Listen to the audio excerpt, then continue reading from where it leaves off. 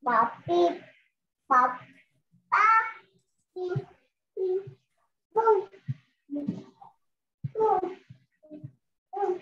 all. Okay, yes. Oke, assalamualaikum warahmatullahi wabarakatuh. Alhamdulillahirrabbilalamin. Wassalatu wassalamu ala asyrafil anbiya'i wal mursalin wa ala alihi washabihi ajmain. Amma ba'du. Alhamdulillah, malam Ahad ini, malam Minggu, kembali kita dipertemukan Allah Subhanahu wa taala dalam rangka kajian Al-Qur'an, yang mana pada malam ini alhamdulillah kita dihadiri oleh Prof. Hermawan Kresnodipoyono, guru besar dari Institut Teknologi Bandung. Beliau Ketua Umum Asosiasi Masjid Kampus Indonesia. Nah, saya termasuk salah satu pengurus pusatnya. Terima kasih Prof atas kesediaannya. Oke, selanjutnya dari sahabat Quran, silakan untuk memberikan sambutan. Sahabat Quran siapa ya? Pengurusnya Robi. Coba saya jadikan co-host. Robi, silakan di-admin.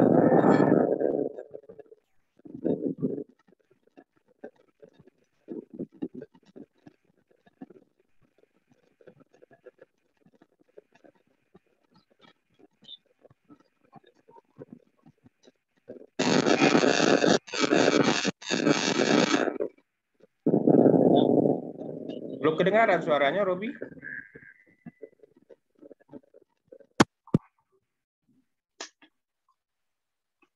Sekarang apakah sudah kedengaran? Ya, sudah. Baik, bismillahirrahmanirrahim. Assalamualaikum warahmatullahi wabarakatuh. Assalam. Alhamdulillahirrabbilalamin. Walazi arsala rasulahu bil huda wa dinil haq yuzhirahu ala dini kulli wa kafa billahi syahidah. Asyhadu an la ilaha illallah wa asyhadu anna Muhammadan abduhu wa rasuluh. Rabbi shrahli sadri wa yassir li amri wahlul 'uqdatam min lisani yafqahu qawli. Alhamdulillah, pada malam hari ini kata-kata yang paling indah ya, selain ungkapan rasa syukur kita kepada Allah Subhanahu wa taala, di mana pada malam hari ini Allah masih memberikan kita kesempatan, Allah masih memberikan kita kesehatan, dan Allah masih memberikan kita waktu luang, sehingga pada malam ini ya, pada malam Ahad atau malam Minggu, kita masih bisa bertatap muka walaupun secara virtual. Insyaallah dalam agenda yang sangat luar biasa manfaat lah, yaitu untuk mendengarkan kajian malam Minggu. Selawat dan salam tidak lupa kita limpah curahkan kepada baginda Rasulullah Muhammad SAW yang insya Allah sama-sama kita nantikan syafaatnya di yaumul qiyamah. Amin ya rabbal alamin. Yang pertama ya tidak lupa adalah yang terhormat Pak Riyadi Budiman STMT selaku guru kami di UKM Sahabat Quran. Beliau adalah pembina UKM Sahabat Quran, unit kegiatan mahasiswa Sahabat Quran Universitas Tanjung Pura. Dan Pak Riyadi juga mengemban amanah di Masjid Kampus, namanya itu Al-Mutadin Untan. Pusatnya itu ada di kota Pontianak, tepat dekat Bundaran di Gulis. Insyaallah ya, kalau mahasiswa baru yang berada di Pontianak, masjid kampusnya itu ada di dekat bundaran di situ. Masjid Kampus Al-Mutadin. Tidak lupa juga ya pemateri kita yang sangat luar biasa pada malam hari ini, yaitu yang terhormat Profesor Insinyur Pak Hermawan Kresnodipoyono, MSEE PhD. Beliau Masya Allah sekali sebagai Ketua Umum Asosiasi Masjid Kampus Indonesia. Sekaligus Pak Hermawan ini juga guru besar ITB, Institut Teknologi Bandung. Insya Allah rencana saya ingin melanjutkan juga pendidikan di sana kalau misalnya lulus. Alhamdulillah. Insya Allah. Pada malam hari ini ya untuk pekan kita kajian pada malam minggu ini tidak henti-hentinya, Masya Allah. Pada malam hari ini semoga berjalan tetap istiqomah kajian pada malam minggu ini, dan juga ingin saya sampaikan bahwasannya ada program-program sahabat Quran Untan yang sangat manfaat jika mahasiswa-mahasiswa baru untuk ikuti. Pertama, kajian pada malam minggu ini, dan juga di sahabat Quran Untan itu ada namanya program tahfiz sama tahsin. Nah, di tahsin itu kita mempelajari tentang memperbaiki huruf, tentang di tahfiz kita akan menghafal Al-Quran. Nah, sasarannya kemana? Kita lebih kepada mahasiswa yang ingin belajar Al-Quran. Bang, ada yang bertanya juga, apakah yang belum bisa membaca Al-Quran itu bisa masuk sahabat Quran? Sangat luar biasa, masih bisa sekali, sangat terbuka sekali ya untuk yang ingin belajar Al-Quran gitu. Kita di sini tidak tidak memandang siapapun. Yang penting dia ingin belajar Al-Quran. Kita akan menampung mahasiswa-mahasiswa yang ingin belajar Al-Quran. Nah, ada juga program kajian seperti ini. Kajian kita pada malam minggu, ada kajian kita pada hari Jumat. Nah, nanti kalau misalnya, insya Allah ya, kalau sudah normal COVID dan sudah secara offline, kita akan gencar-gencarkan untuk kajian. Ada juga kajian pada hari Minggu, ada juga pada malam Jumat ya. Nah, nanti kita akan diskusikan untuk terkait kajian. Nah, dan juga ada satu lagi program sahabat Quran, yaitu bidang kaderisasi. Nah, kaderisasi ini adalah yang mengkader mahasiswa-mahasiswa baru ingin belajar dan bergabung di UKM Sahabat Quran. Nah, dari pertama di kaderisasi lah kita mengenal Al-Quran. Jadi mahasiswa-mahasiswa baru kalau ingin bergabung Al-Quran ke kaderisasi dulu. Gitu. Ke kaderisasi, nanti kaderisasi akan mengarahkan ke program tahsin dan tahfiz. Nah, intinya adalah kita di tahsin sama tahfiz ya. Kalau misalnya ingin menghafal, ya silahkan masuk tahfiz ya. Kalau ingin memperbaiki bacaan, boleh bergabung di tahsin. Mungkin itu saja program penting dari UKM Sahabat Quran Untan. Dan juga ini termasuk juga dari program Sahabat Quran Untan ya, yang ada kajian pada malam minggu ini. Dan di sini juga kita di Sahabat Quran Untan kerjasama langsung juga dengan pendidikan karakter Universitas Tanjung Pura. Ini lebih dikhususkan untuk mahasiswa baru. Mungkin sekian yang bisa saya sampaikan. Untuk info lebih lanjut mungkin nanti yang ingin bergabung, yang ingin tahu UKM Sahabat Quran khususnya mahasiswa, silahkan menghubungi saya juga boleh, ataupun Pak Riyadi juga boleh. Nanti Pak Riyadi mungkin boleh mengarahkan kepada saya ataupun tim Sahabat Quran, pengurus Sahabat Quran yang lainnya. Mungkin sekian yang bisa saya sampaikan. Terima kasih. Saya akhiri. Billahi taufiq wal hidayah. Assalamualaikum warahmatullahi wabarakatuh. Waalaikumsalam warahmatullahi wabarakatuh. Alhamdulillah. Baik, Prof, saya langsung yang mendampingi sebagai moderator. Saya persilakan waktu sepenuhnya pada Prof Hermawan untuk menyampaikan kajian. Silakan, Prof. Terima kasih, Bapak Ustadz Riyadi. Bismillahirrahmanirrahim. Assalamualaikum warahmatullahi wabarakatuh. Waalaikumsalam. Alhamdulillahilladzi khalaqal insana 'allama bil qalam. Asyhadu an la ilaha illallah wahdahu la syarikalah wa asyhadu anna Muhammadan abduhu wa rasuluhu alladzi la nabiyya ba'da. Wa qala Allah ta'ala fil Qur'anil Karim, a'udzu billahi minasyaitonir rajim. Wa idz qala rabbuka lil malaikati inni ja'ilun fil ardi khalifah. Qalu ataj'alu fiha may yufsidu fiha wa yasfiku dima wa nahnu nusabbihu bihamdika wa nuqaddisu lak Qala inni a'lamu ma la ta'lamun. Pertama saya ingin mengaturkan terima kasih kepada Bapak Ustadz Riyadi yang berkenan mengundang saya ya pada kesempatan ini untuk berjumpa dengan para mahasiswa sahabat Quran ya. Saya terharu sekali mendengar sebutan sahabat Quran ini ya. Moga-moga itu memberikan jalan-jalan kemudahan tidak saja di dunia tapi di akhirat ya seluruh anggota sahabat Quran ini ya. Amin, amin ya rabbal alamin.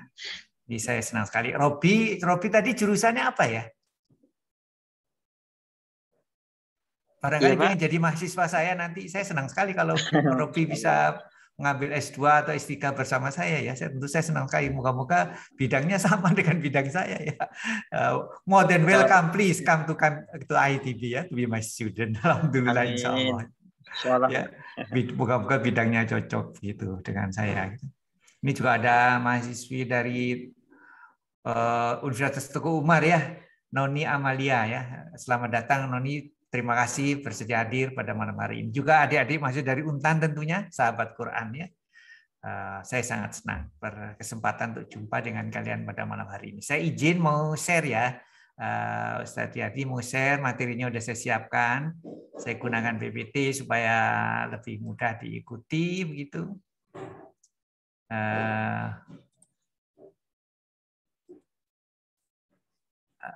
Apa sudah terlihat belum ya? Belum. Muka-muka sekarang udah terlihat. Ini sudah terlihat. Oke. Ya, sudah sedang. Oke, alhamdulillah. Ya. Terlihat ya? Ya. Baik, alhamdulillah. Ini judulnya kita akan berbicara soal Al-Qur'an, ilmu pengetahuan dan peradaban modern ya. Al-Qur'an, pengetahuan, ilmu pengetahuan dan peradaban modern. Kurang lebih seperti itu. Moga-moga waktunya bisa saya atur sehingga cukup untuk memberikan kesempatan diskusi dengan adik-adik sekalian ya. Saya selalu senang kalau bisa jumpa dengan para mahasiswa karena mereka adalah pewaris masa depan ya. Yang insya Allah membuat Indonesia esok lebih baik ya. Sehingga kalau nanti saya pulang di hadapan Allah Subhanahu wa taala itu saya bisa sedikit berargumentasi di depan Allah, aku sudah melakukan sesuatu ya Allah, mempersiapkan generasi berikut. Moga-moga mereka menjadi hamba-hambamu yang soleh ya, yang bisa mewarisi alam semesta ciptaanmu untuk mengagungkan dan mensucikan nama-Mu ya. Semoga bisa seperti itu ya. Moga-moga itu harapan kita semua. Ini judulnya juga atas kurang lebih permintaan dan arahan dari Ustadz Riyadi yang saya banggakan, alhamdulillah. Nah, ini saya selalu kalau ngasih ceramah saya awali dengan ini. Bendera merah putih ya, untuk menanamkan pada kita, untuk membangkitkan kesadaran ya di dalam benak kita bahwa kita adalah warga negara suatu bangsa yang besar ya. Indonesia adalah bangsa yang besar Indonesia ini. Ya. Besar dalam pengertian sebenarnya dari sisi fisik, dari Sabang ke Merauke, di Universitas paling barat Universitas Teguh Umar ya. Di paling timur itu Universitas Musamus ya. Di Merauke sana itu kalau masuk ke Google distance between Sabang to Merauke akan keluar 5.428 km ya. Jadi negara kita besar sekali. 5.428 km itu kalau hanya sekedar angka mungkin tidak terbayangkan ya. Tapi angka itu baru punya makna kalau kita bandingkan. Coba kalian catat itu, kita cek di Google misalnya distance between San Francisco to New York. San Francisco itu adalah kota paling barat di Amerika, New York paling timur. Itu jaraknya cuma 4.000.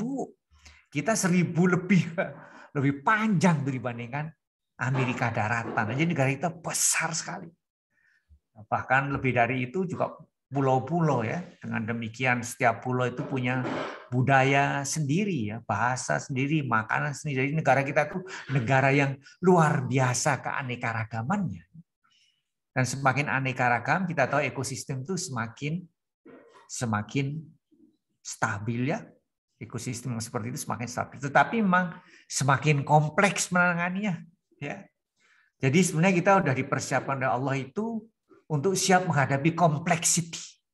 Negara itu sangat kompleks ya. Suku bangsanya ada berapa ratus, bahasanya ada berapa ratus, mana pulau-pulau. Jadi transportasi darat saja nggak cukup kita.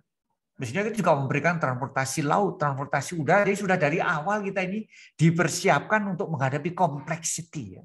Sekarang zaman ini kan disebut VUCA ya, volatility, uncertainty, complexity. Ya.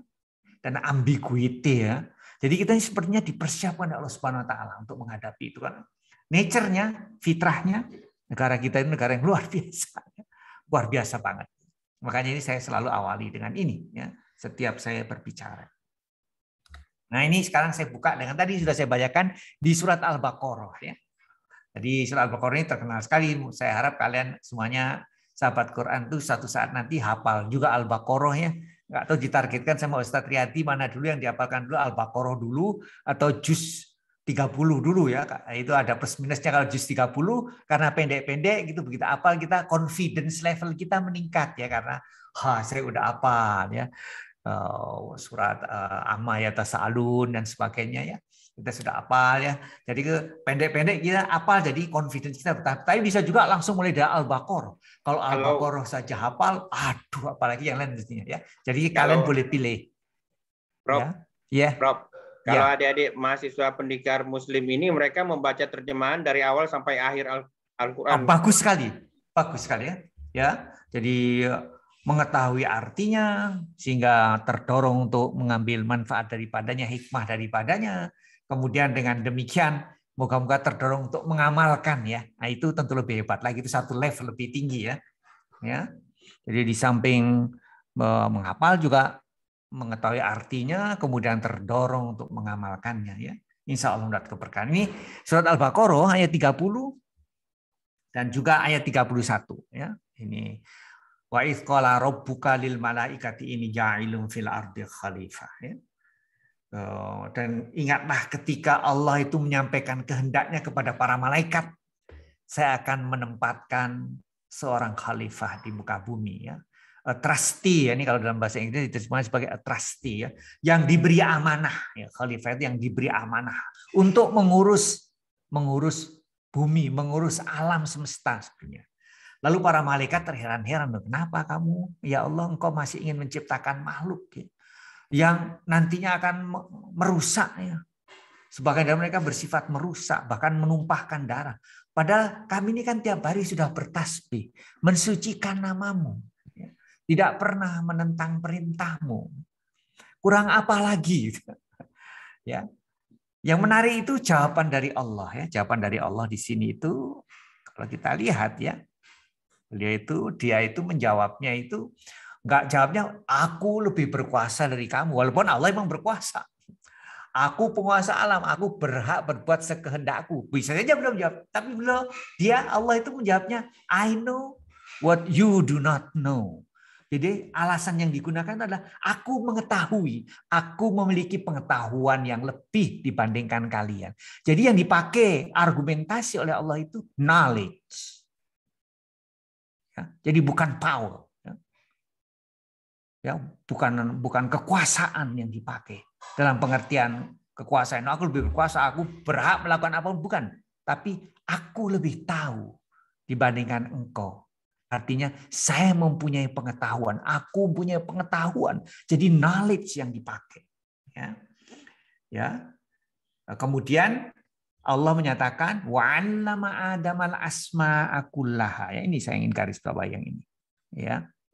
Memang kalau di sini diterjemahkan dia memberi Adam itu knowledge ya. Tapi sebenarnya lebih dari itu ya. Kata alama itu mengajarkan ya.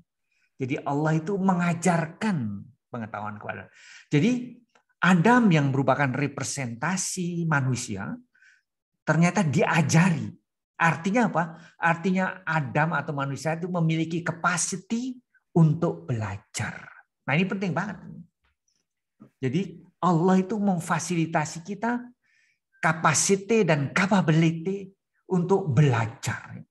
Itu enggak ada makhluk lain sepengetahuan kita ya yang memiliki kemampuan belajar seperti manusia. Kalau tidak percaya, coba dijejerkan. Ada bayi sapi, ada bayi anjing, ada bayi kucing, ada bayi manusia. Bayi-bayi ini sama-sama masih bayi. Kemudian diajari ngomong. Yang bisa belajar itu anak manusia. Kalau anak kucing, anak kambing, anak anjing, anak sapi nggak bisa dia. Karena nggak diberi capability oleh Allah Subhanahu wa taala. Ini penting menurut saya ya. Jadi manusia is very special creatures ya. Makhluk yang sangat spesial. Diciptakan oleh Allah dengan sejumlah kapasitas dan kapabilitas. Karena memang Allah menghendaki mereka itu menjadi trustee, ya, ini menjadi trustee, ini, ya, yang akan diberi amanah untuk mengurus alam raya. Itu tidak mudah, ya. Tapi Allah Maha Adil, Allah tidak pernah berbuat zalim pada hamba-hambanya, pada makhluknya, maka difasilitasi manusianya. Ya. Fasilitasi dengan kemampuan dan kapasiti dan capability untuk belajar. Ya. Jadi manusia sangat spesial, makhluk yang sangat spesial. Ya. Dia memiliki kapasitas dan kapabilitas, dia memiliki intelek. Manusia itu mampu mengembangkan bahasa. Ya, karena bisa mengembangkan bahasa, maka dia bisa mentransfer pengetahuannya kepada the next generation. Jadi pengetahuan yang kita miliki sekarang itu adalah akumulasi. Akumulasi yang dibangun oleh generasi-generasi sebelumnya. Mengapa bisa ditransfer? Karena manusia bisa mendevelop language, bahasa. Ya, sehingga bisa mewariskan pengalamannya, experience-nya, mengenai interaksinya dengan alam kepada generasi berikutnya. Makin lama generasi berikutnya makin kaya, ya, karena ada akumulasi pengetahuan. Jadi kita ini adalah makhluk yang sangat spesial. Ya. Kalau di dalam Al-Quran malah disebutkan kemudian malaikat pun diminta untuk memberi penghormatan kepada manusia. Karena malaikat bukan makhluk yang bisa belajar mereka. Mereka hanya melakukan apa yang diperintahkan, ya, tapi tidak bisa develop knowledge. Ya. Oleh karena itu, malaikat diminta memberikan penghormatan, diperintahkan oleh Allah memberikan penghormatan kepada manusia karena manusia memang memiliki kelebihan. Ya, jadi kalau kita lihat ini, kita difasilitasi misalnya dengan ini, dengan otak, ya, brain ini otak kita, ya. Dan di dalam otak itu terdapat neuron-neuronnya. Neuron itu memiliki sinaps-sinaps, ya. Kakinya bisa dari 8 sampai 10 yang utamanya. Ya. Saya itu ada kaki yang kecil-kecil dan mereka terhubung satu sama lain. Ya. Jumlahnya itu ada yang mengatakan antara 80 miliar sampai dengan 100 miliar, ya, jumlah neuron. Kakinya saling berhubung satu sama lain. Ini persis seperti transistor. Ya. Transistor ini kakinya 3. VLSI, Very Large Scale Integration, istilahnya ini otaknya gadget. Ya. Ini otaknya gadget ini yang ini.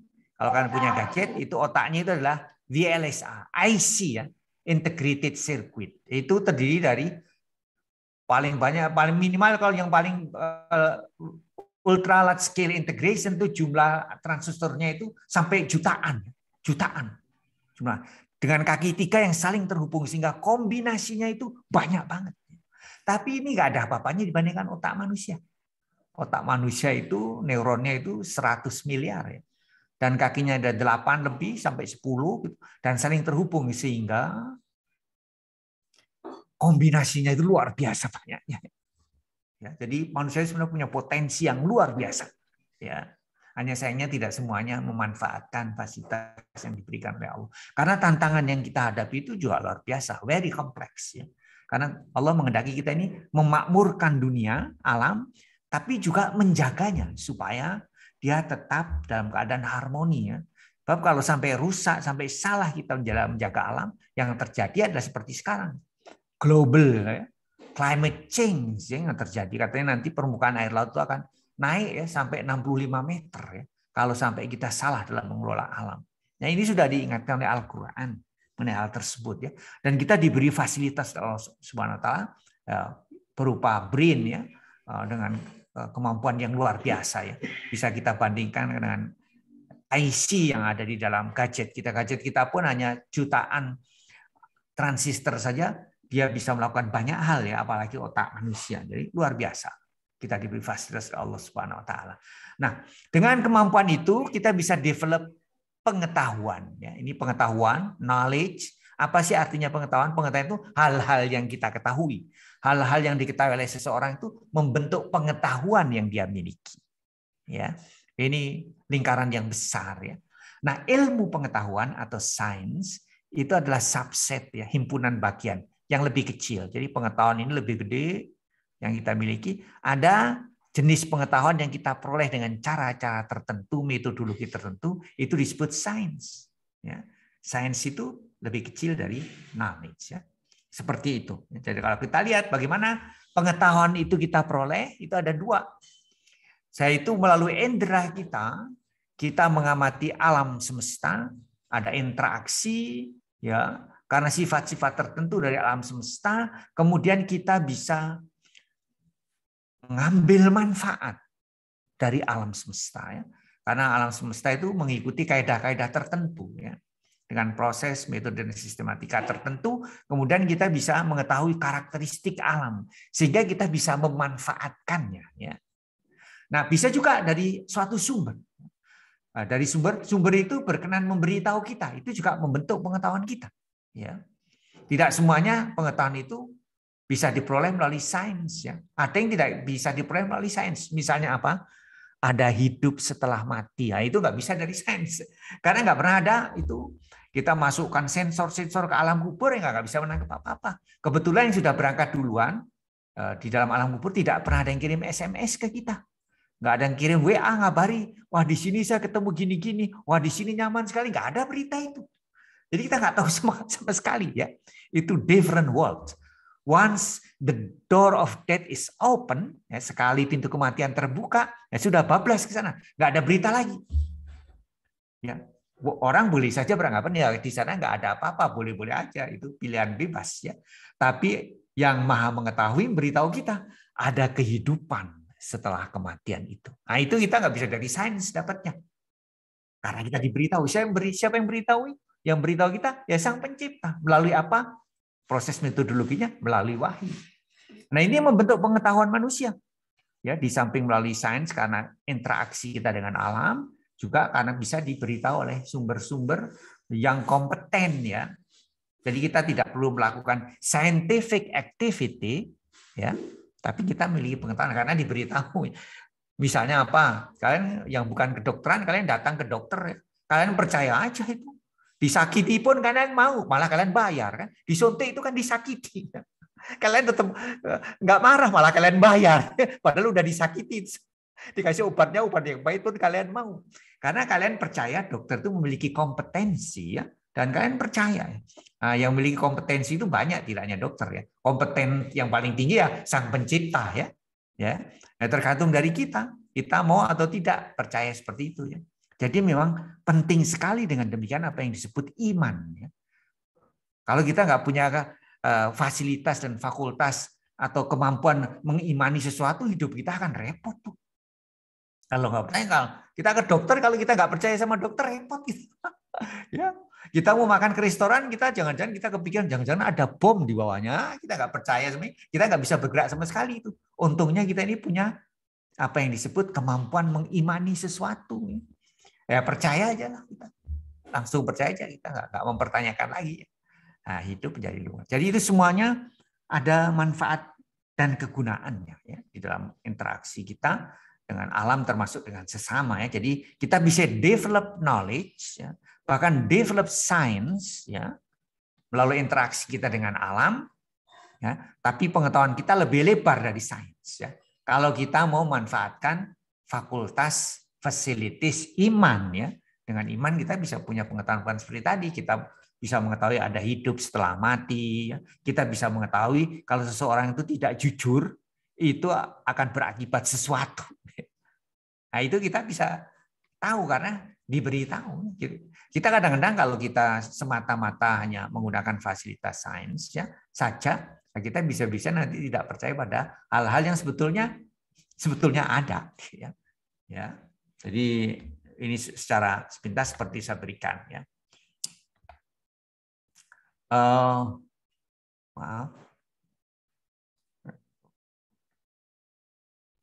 Nah ini dia ya. Jadi sains itu pada dasarnya berasal dari kita mendevelop itu ada 3 hal yang perlu kita. Ada objeknya, ya. Sains itu objek yang menimbulkan kita memiliki pengetahuan yang disebut sains. Objeknya itu adalah alam nyata, ya, observable, real world, ya. Ya, itu adalah objek yang menimbulkan suatu pengetahuan yang bisa diklasifikasikan disebut sains. Asal menggunakan metode ini. Ada metodologinya. supaya dia membentuk apa yang disebut dengan sains, yaitu melalui pengamatan, melalui ke eksperimental, melalui keterulangan, ya, sehingga dia membentuk suatu sistematika, pengetahuan yang memiliki sistematika yang sangat khas, ya, itu disebut sains. Objeknya harus alam nyata, metodologinya metodologi yang disebut pengamatan eksperimental, ya, atau metodologi ilmiah, lalu nilai yang dipakai itu ada kemanfaatannya, menunjang kenyamanan dan kemudahan. Mengapa kita bisa develop science? Ini penting sekali. Kenapa objek yang berupa alam itu bisa menghasilkan apa yang disebut sains? Karena ini menarik sekali, ya. Karena alam ini mengikuti kaidah-kaidah ini. Alam itu bersifat objektif, nggak pandang bulu, ya. Apakah dia muslim atau tidak muslim, kalau memiliki apakah itu masjid atau itu diskotik, ya. Kalau gedungnya tinggi tidak diberi penangkal petir, ada petir ya kesambar walaupun dia itu masjid. Karena nggak dipasang penangkal petir. Ini yang disebut objektif, ya. Walaupun itu klub malam di situ ada maksiat, ya. Gedung-gedungnya itu isinya maksiat melulu, tapi kalau dia ada penangkal petir, dia nggak kesambar petir. Di sebelahnya ada masjid, ya, tempat orang sholat, zikir setiap saat, gedungnya masjidnya tinggi, tapi nggak diberi penangkal petir, ada objek, ada petir, kesambar petir dia, karena dia tidak mengikuti kaidah sunatullah yang sifatnya itu objektif, ya. Jadi kita harus memahami nih sunatullah yang seperti itu, ya. Kalau enggak kita tidak bisa melaksanakan perintah Allah, memanfaatkan sunatullah tersebut, ya. Yang timbul adalah kerusakan. Yang kedua, sunatullah itu tidak berubah. Nanti saya tunjukkan ayat ini semuanya ada ayat Al-Qur'an. Tidak berubah. Dari dulu sampai sekarang, kalau air dipanaskan pada tekanan 1 atmosfer, kalau suhunya 100 derajat dia mendidih. Itu dari dulu. Nggak peduli yang masak itu muslim atau bukan muslim, mendidih dia. Tidak berubah dari dulu. Karena tidak berubah, akhirnya kita bisa mengetahui sistematika. Ya. Kalau kita bisa membuat rumus-rumus, ya, hukum-hukum, karena dia objektif, dia tidak berubah. Lalu yang ketiga itu eksak, pasti, konsisten. Ya. Hukum alam itu eksak. Ya. Sunatullah itu, fenomena-fenomena alam itu eksak. Ya. Artinya ya kalau ada kertas, ya, yang memang dia itu memenuhi karakteristik tertentu, kalau dibakar ya terbakar dia itu pasti itu. Ya. Kalau tangan kita dimasukkan ke api, ya pasti terbakar. Ya. Kita akan merasa panas. Itu general rules, ya. Kalau kita tidak jujur, itu pasti nanti satu saat kita akan hancur. Itu garansi, itu hukum alam itu sunatullah. Ya.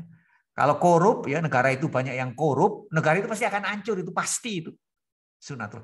Hanya kadang-kadang time responnya antara kejadian dengan akibatnya itu kadang-kadang panjang, ya. Jadi kalau tidak jujur sekarang itu tidak seketika hancur, ya. Kadang-kadang time responnya itu panjang sehingga manusia kadang-kadang terlena, ya. Jadi kompleksitas di dalam memahami fenomena alam itu akan meningkat kalau objeknya itu manusia, ya. Kalau objeknya adalah kita, kadang-kadang kita ini kan tidak bisa objektif, ya.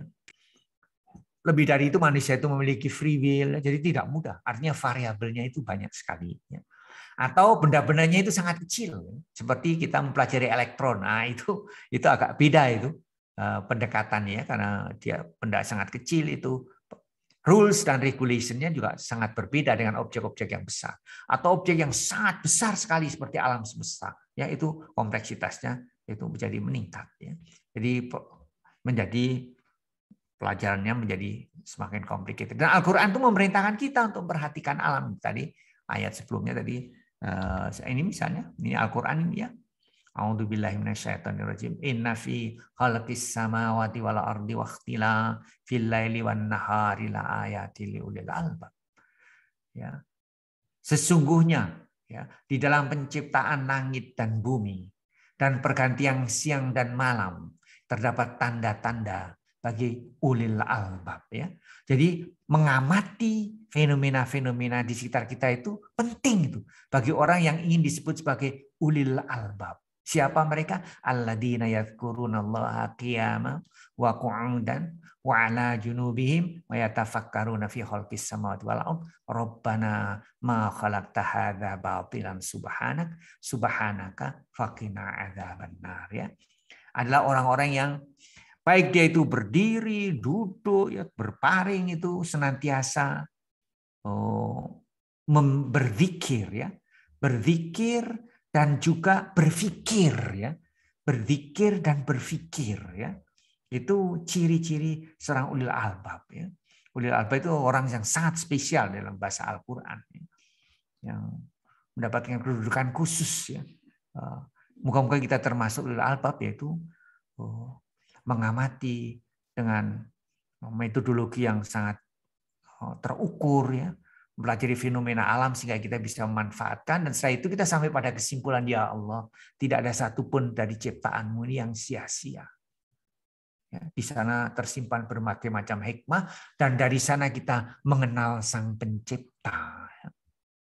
Jadi kita mempelajari sains, mempelajari fenomena alam itu harusnya berujung pada menyaksikan keindahan alam ciptaannya, lalu menyaksikan kebesaran Sang Pencipta. Ya. Itu ajaran agama kita mengajarkannya seperti itu. Ya. Jadi seperti ini. Ya, ini ada sains. Kemudian setelah melalui proses yang amat kompleks, itu bisa menghasilkan teknologi. Ya. Proses-proses itu menyangkut terlibat ada faktor ekonomi, politik, sosial, budaya, ada ego, ada nasionalisme, ya. Dia akan menghasilkan sebuah teknologi yang memberikan kepada bangsa yang menguasainya itu kelebihan dibandingkan mereka yang tidak menguasai. Ya, Al-Quran menyebutkan begitu memang, ya. Kalau kalian bisa memanfaatkan sunnahnya, ya, hukum-hukumnya, tanda-tanda kehadirannya di alam semesta, Allah memberikan garansi akan mewarisi dunia ini. Itu ada ayatnya dalam Al-Quran. Ya. Ya. Sebutannya bukan orang yang beriman, ya. Dunia ini akan diwarisi bukan oleh orang-orang yang beriman. Kalau dalam bahasa Al-Quran bukan. Tapi orang yang soleh. Soleh dalam pengertian apa? Orang yang memanfaatkan sunatullah. Orang yang menguasai pemahaman terhadap alam. Menguasai pemahaman terhadap manusia. Bisa mengenal karakter-karakter itu. Kemudian memanfaatkan. Ya. Jadi kalian nggak usah heran kenapa kok bukan orang Islam, ya, yang sekarang menguasai dunia. Ya karena mereka itu menguasai pemahaman mereka terhadap sunatullah, hukum alam. Ya. Al-Quran menyebutkannya begitu, nanti saya tunjukkan ayatnya. Ya. Jadi kita menjadi tanggung jawab kita ini. Kita malu juga nanti kepada Kanjeng Nabi, ya, kalau kita pulang. Bukan sudah diberi Quran yang sudah mengajarkan kita untuk mempelajari alam. Kemudian mengambil manfaatnya. Kenapa tidak kamu lakukan? Sehingga kamu kalah dalam persaingan antar bangsa. Ya. Nah, kita tidak boleh, ya. Sampai kalah, malu nanti kita sama Kanjeng Nabi kalau kita jumpa. Ya. Jadi memang ini tantangan kita untuk bekerja lebih keras, lebih cerdas, lebih tuntas, lebih mawas, ya, lebih berkualitas, ya, dilandasi oleh integritas dan ikhlas, ya, sehingga pelan-pelan kita bisa menyusul ketertinggalan kita, dan moga-moga kemudian kita bisa menjadi saksi bahwa umat yang beriman pada Al-Quran ini memang patut menjadi teladan. Ya. Nah, seperti itu, ya, itu ajaran Al-Quran seperti itu, ya. Jadi ini sifat tadi yang disebutkan pasti, ya, hukum Allah itu bersifat pasti, itu bisa dilihat di surat Al-Furqan, ya. Ya, surat 25 ayat 2, ya. Kalau kita lihat bunyinya ayatnya itu adalah, nah ini Al-Furqan, ya. Alladzi lahu mulkus samawati wal ard wa lam yattakhidz waladahu wa lam yakul lahu syarikun fil mulki wa khalaqa kulla syai'in faqaddarahu taqdira. Jadi, ya, di sini Allah itu menciptakan segala sesuatu dengan ukuran-ukuran yang eksak. Ya, ini eksak. Yang hukum Allah itu eksak. Pasti. Ya. Kalau kalian melanggar hukum Allah, kalian pasti akan nanti merasakan akibatnya. Nah, itu hukum Allah itu begitu. Ya. Ya, hukum Allah itu tidak hanya Al-Quran, ya. Alam semesta itu juga sunnah Allah di sana, ya. Tersedia sana ayat-ayat Allah, ya. Ada di sana, ada di alam semesta. Al-Quran itu sangat menganjurkan kepada hamba-hambanya untuk memperhatikan alam semesta, bahkan memperhatikan dirinya sendiri. Karena di sana tersembunyi banyak sekali hikmah. Karena dari sana moga-moga sampai kepada kesimpulan adanya Sang Pencipta. Ya. Tempat kita sudah selayaknya menghambakan diri. Ya. Kemudian di surat At-Talaq ya, ayat 65 juga sama. God has index fixed a measure of everything. Ya. Jadi Allah itu, God has indeed fixed a measure of everything. Jadi Allah itu sudah memberikan semua ukuran-ukurannya itu dengan sangat eksak. Ya. Nah, dengan begitu makanya kita bisa mempelajari, ya kita maka bisa tahu ada hukum Newton, Lavoisier, Maxwell. Ya. Itu semua karena fenomena-fenomena alam itu mengandung kepastian. Ya. Jadi kemudian kita bisa merumuskannya di dalam formula-formula matematik. Ya. Karena semuanya serba eksak. Ya. Keeksakan itu karena memang Allah menciptakannya semuanya dengan aturan-aturan yang eksak. Ya. Nah, ini ayat Al-Quran ini very explicit, ya, jelas banget ayat Al-Quran itu seperti itu. Ya. Lalu tentang bahwa hukum Allah sebenarnya tidak akan berubah. Ini juga di sini misalnya di surat Al-Ahzab, sunnatullahi allati qad khalat min qabl walan tajida li sunnatillahi tabdila, ya. Dan you will not find any change in the law of God. Ya, kamu tidak akan dapati perubahan di dalam hukum-hukum Allah. Ya. Baik yang ada dalam Al-Quran maupun yang berserakan di alam raya. Ya. Tidak ada perubahan di sana. Ya. Dengan demikian kita bisa mensistematisasikannya di dalam pemahaman kita karena tidak berubah dari dulu. Air dari dulu kalau tekanannya 1 atmosfer, ya dia akan mendidih pada temperatur 100 derajat, itu nggak berubah sejak zamannya Nabi Adam sampai sekarang. Ya. Dengan demikian kita bisa mempelajarinya. Ya. Kita bisa tahu persis lama-lama ya karena kita belajar. Ini juga misalnya dari surat Al-Fat, surat 48 ayat 23. Sunnatullahi allati qad khalat min qabl walan tajida li sunnatillahi tabdila, ya. You will not find any change in the law of God, ya. Jadi ayatnya sangat eksplisit, ya, sangat jelas banget, ya. Hukum Allah itu tidak berubah, ya, dari dulu sampai sekarang, ya. Ya. Kalau ini adalah mengenai objektif, ya, hukum Allah ini objektif yang paling terkenal ya kan ini, ya.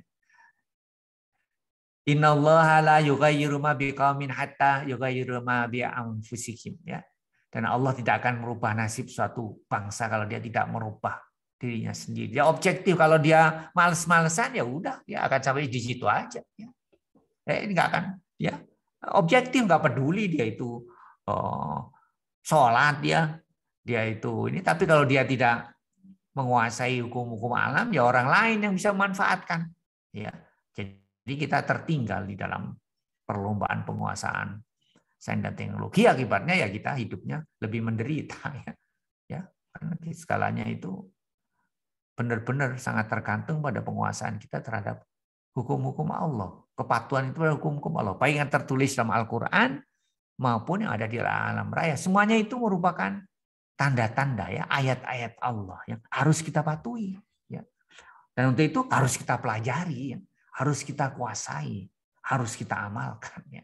Kalau kita ingin menjadi pewaris alam, ya, semesta, seperti itu, ya.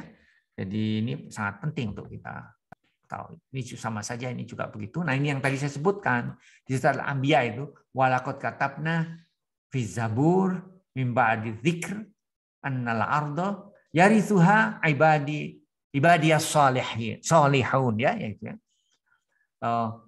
Dan mereka yang melakukan amal soleh itu yang akan mewarisi bumi.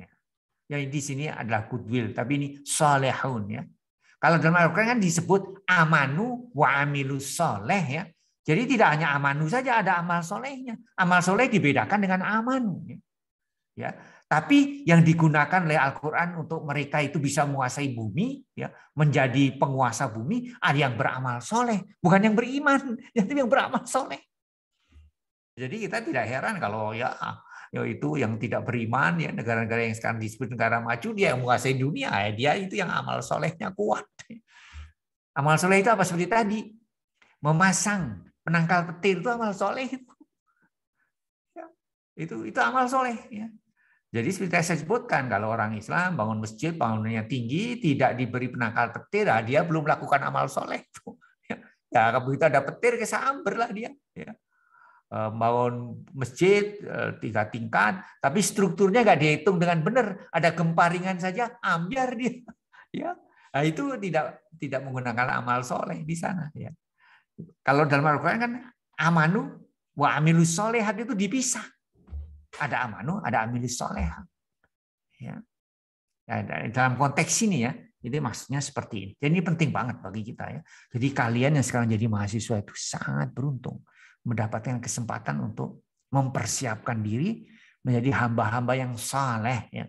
Di samping beriman dan beramal saleh, wah itu komplit sudah. Amanu wa amilus solehat. Ya. Ya, ini menjadi kesempatan yang luar biasa bagi kalian. Ya. Persiapkan diri kalian sebaik-baiknya, ya. Berusaha semaksimal mungkin, ya, sehingga kalian nanti bisa mempersiapkan Indonesia esok jauh lebih baik dari generasi-generasi kami ini. Ya. Dan saya ini sudah suatu langkah yang luar biasa, ada yang disebut sahabat Quran, subhanallah ya. Dan juga membaca Quran itu membaca artinya, wah itu luar biasa ya. Ya. Mestinya itu ada efeknya seharusnya. Insya Allah ya, insya Allah ada efeknya. Ini sebuah statement yang sangat bagus ya. The ability of society to produce, select, adapt, and commercialize and use of knowledge is critical for sustain economic growth and improve living standard. Jadi kemampuan satu masyarakat untuk menghasilkan, untuk menseleksi, mengadaptasi, mengkomersialisasikan, dan menggunakan pengetahuan itu sangat penting untuk menjaga pertumbuhan ekonomi dan dengan demikian memperbaiki standar hidupnya. Ini negara-negara yang bisa memanfaatkan pengetahuannya, itu hidupnya lebih sejahtera. Itu fakta seperti itu. Dan itu merupakan perjalanan yang berat. Yaitu oleh karena itu harus kita pandang sebagai sebuah maraton. Ya, artinya ya, sebuah usaha yang memerlukan energi yang sangat besar dan tidak boleh kena lelah. Ya. Harus berani investasi waktu ya. Ya, yang memang diperlukan untuk mendalami pengetahuan ya. Jadi penting banget itu. Tapi ada sesuatu yang tidak kalah pentingnya, yaitu ini berikutnya. Mana ini kok nggak bisa? What happened? Nah ini dia. Knowledge is power, but without character is disaster. Ya, jadi pengetahuan itu jelas merupakan sebuah power ya. Oleh mereka yang menguasai knowledge, itu kan dia menjadi powerful ya, jadi negara adidaya. Tetapi kalau power itu without karakter, yang terjadi adalah disaster. Apa buktinya? Nah itu sekarang kita mengenal global climate change. Nah, itu karena penggunaan knowledge yang tidak benar ya.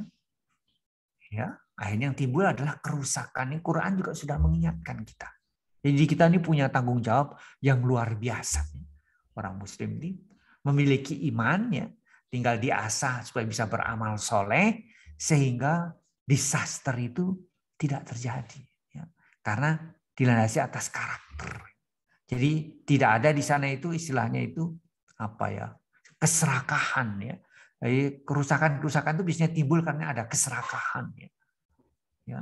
Akibatnya ya dia kemudian menggunakan pengetahuan yang dimiliki itu justru menghasilkan kerusakan. Karena berada di tangan orang yang tidak memiliki karakter. Yang mungkin orang yang tidak percaya ada hidup setelah mati, bahwa apa yang dilakukan itu akan dimintai pertanggungjawaban. Ya.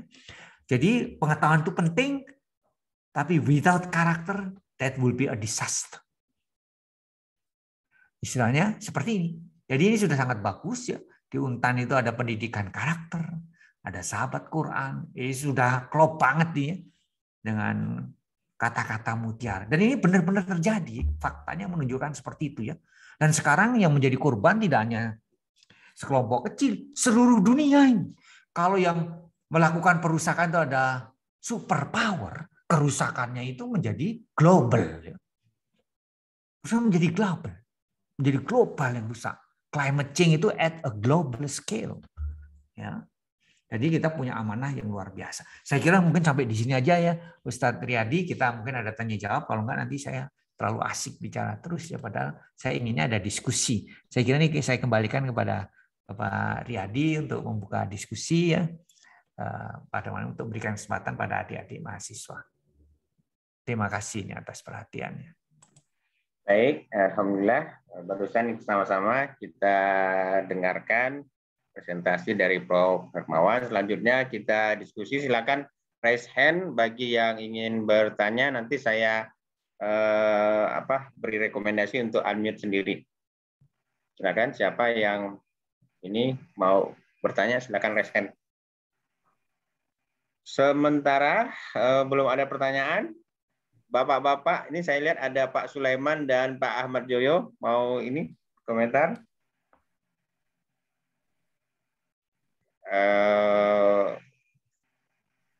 Bisa yang jelas kalau mau berkomentar di sini silakan unmute ya, karena kalau saya buka semuanya ini akan ramai. Di raise hand, silakan raise hand.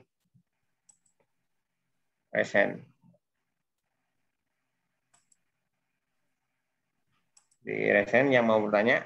Adik mahasiswa, siapa tadi yang mau bertanya? Kolom chat saya cek. Oh, enggak ada. Pada kemana nih? Terbengung-bengung ya dengan ini presentasi. Pak, ada nih, Siti Azizah. Oke, silakan unmute sendiri Siti Azizah.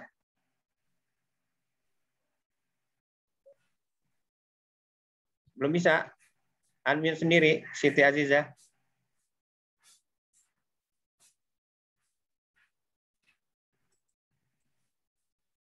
Mana sih Siti? Unmute. Mikrofonnya di ini buka.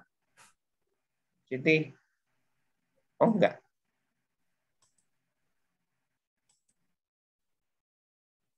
Belum ada Prof. Jadi begini Prof. Memang adik-adik mahasiswa ini membaca terjemahan, dengan demikian mereka bisa menambah ya keyakinan dari kebenaran Al-Quran, sehingga memotivasi mereka untuk beriman dan beramal soleh gitu. Sebab perintah-perintah di Al-Quran itu sangat jelas sekali, gitu. Mudah untuk dipahami gitu. Memang seharusnya demikian, Al-Quran itu mudah dipahami. Nah, terkait dengan tugas adik-adik mahasiswa di kampus ini, Prof, tadi mereka ya memang kalau dari pendidikan karakter itu mereka diberikan tugas, tetapi tugas tersebut tidak boleh plagiat ya, plagiarisme. Nah, diantaranya membuat portofolio pribadi, terus resume kegiatan, resume webinar seperti ini gitu. Tidak boleh sama. Kami terapkan dengan software plagiarisme agar mahasiswa punya dorongan untuk membuat sendiri gitu. Kan kita hargai ya, kita apresiasi hasil mereka sendiri-sendiri ini. Bukan kerjaan orang lain gitu. Sehingga dengan demikian kalau sudah terbiasa mandiri ya adik-adik mahasiswa, ini akan membuat Anda lebih mudah lagi dalam melaksanakan tugas dosen-dosen berikutnya. Ini kan kebanyakan semester 1 ya. Kalau mentor-mentor semester atas. Nah, kalau terbiasa adik-adik membuat tulisan, mengarang lah istilahnya, nanti untuk tugas-tugas dosen lebih mudah. Gitu ya Prof ya. Bagaimana Prof? Nasihat untuk adik-adik mahasiswa ini. Mereka ini kan taman SMA Prof. Masih bengong-bengong dengan kampus itu seperti apa ya.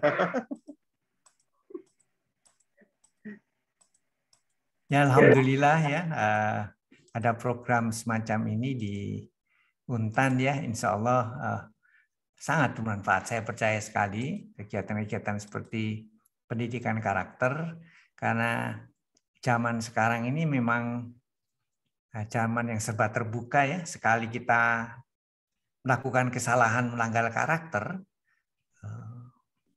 kita akan dikenal di seluruh dunia ini. Mungkin sebagian pintu rezeki kita langsung tertutup ya. Kalau orang melakukan ketidakjujuran, itu akan segera menyebar itu. Bahwa si A itu misalnya tidak bisa dipercaya, ya. Misalnya karena dia melanggar janji dan sebagainya, itu seluruh dunia bisa tahu sekarang seketika. Ya. Bahkan mungkin pintu untuk mencari pekerjaan juga bisa tertutup. Ya.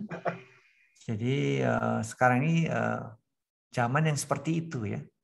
Jadi oleh karena itu sensitivity terhadap ya, sensitivitas ya terhadap hal-hal yang disebut melabrak nilai-nilai karakter yang baik itu harus benar-benar disadari oleh semuanya. Ya, dan itu tidak bisa datang tiba-tiba ya, tapi harus dilatih terus-menerus. Ya. Jadi kalau terbiasa strict untuk berada pada jalan yang benar, kalau ujian juga tidak menyontek walaupun tidak diawasi ya, karena itu bagian dari pendidikan karakter. Ya. Jadi kejujuran adalah merupakan bagian dari kehidupannya sehari-hari, itu insya Allah masyarakat kita akan sangat nyaman ya. Kalau masyarakat itu dibangun oleh kejujuran, itu hidup kita nyaman sekali. Misalnya nih ya, misalnya itu katakanlah siapa di sini, misalnya Dwita Romah ya, ini sedang mempersiapkan skripsi, semua data-datanya ada di laptopnya. Ya, suatu saat dia bepergian bawa laptopnya, entah naik kereta api misalnya, ya. Lalu dia lupa, laptopnya tertinggal di kereta, baru sadar setelah sampai di rumah. Pastinya akan panik ya, karena semua data skripsi ada di situ. Akan stres sekali. Tapi kalau masyarakat kita jujur, semuanya menghargai kejujuran, dia tidak akan khawatir ya. Dia cukup telepon ke kantor stasiun, telepon pada kepala stasiun, tadi saya ketinggalan laptop di kereta. Ditanya, kereta yang mana? Oh, kereta dari Pontianak ke Sampit, yang jam sekian gitu. Oh ya, nanti saya ceknya dulu ya, kata bapak kepala stasiun. Setengah jam kemudian dia pulang balik, oh sudah ketemu itu laptopnya. Alamatnya di mana, Dek? Nanti kami antar. Wah, enak sekali di masyarakat kayak begitu. Kita dari airport bawa barang banyak sekali, sehingga nggak cukup satu taksi, sisa barangnya kita tinggal di pinggir jalan. Lalu kita pulang dulu. Lalu kita bilang ke supir taksi, tolong itu ambil lagi barang saya tadi saya tinggal di pinggir jalan, ini saya tambahi ongkos. Supir taksi balik ke sana, barang kita masih ada. Enak sekali. Karena tidak ada orang yang mau mengambil barang yang bukan menjadi miliknya. Karena semuanya hidup jujur. Itu enak sekali kalau kita di masyarakat seperti itu. Dan masyarakat seperti itu ada. Di dunia ini ada. Ya. Yang seperti itu. Saya mengalami sendiri itu. Saya tidak mengada-ada. Jadi kita nggak khawatir meninggalkan barang di pinggir jalan. Ya. Nanti biar diambil sama supir taksi karena tidak cukup barang-barangnya diangkat dengan sekali angkat taksi. Ya, dan saya tidak pernah takut barang saya bakal hilang. Ya. Jadi kalau ada masyarakat seperti itu tentu sangat menyenangkan kita itu. Nah, ini kan kita bangun bersama-sama ya. Tidak bisa sendirian tuh. Disosialisasikan, dipraktekkan ya. Itu bagian yang sekarang semua sangat bagus nih dites nih karena semua sedang daring, ujian pun daring ya. Sebenarnya kan itu betul-betul ujian karakter di situ. Ya. Saat ini ya. Kita sebenarnya bisa menyontek. Cuman kalau kita percaya Allah itu maha melihat, ya, ditanamkan melalui pendidikan karakter, pendidikan akhlak. Lalu kita mengerti ayat-ayat dalam Al-Quran, wailul lil mutaffifin, janganlah berbuat curang misalnya. Kita apalah itu, kita mengerti artinya, dan kita mengimani Quran, nah, itu paling tidak akan mencegah ya, mengeremlah kita. Ya. Dan hasilnya itu, dalam perjalanan yang panjang kalau terbentuk masyarakat seperti itu akan sangat nyaman kita hidup ini. Ya. Ada yang tanya, Prof? Kenapa? Ada yang bertanya ini ada dua. Silakan mana? Silakan. Nur dan Hairul. Nur dulu kali. Nur, silakan di unmute. Ya Bapak. Assalamualaikum warahmatullahi wabarakatuh. Perkenalkan nama saya Nur Isra Awaliyah. Saya mahasiswi dari Poltekkes Kemenkes Pontianak dari Prodi D3 Keperawatan Singkawang. Izin bertanya Bapak. Ya, silakan. Mengapa dalam mengerjakan amal soleh harus diniatkan ikhlas karena Allah dan sesuai ketentuan syarat? Dan apa saja syarat-syarat amal soleh agar diterima oleh Allah Subhanahu Wa Taala? Sekian, terima kasih. Wassalamualaikum warahmatullahi wabarakatuh. Waalaikumsalam warahmatullahi wabarakatuh. Iya, betul, amal soleh itu bisa ada manfaat dunianya, tapi juga ada manfaat akhiratnya ya.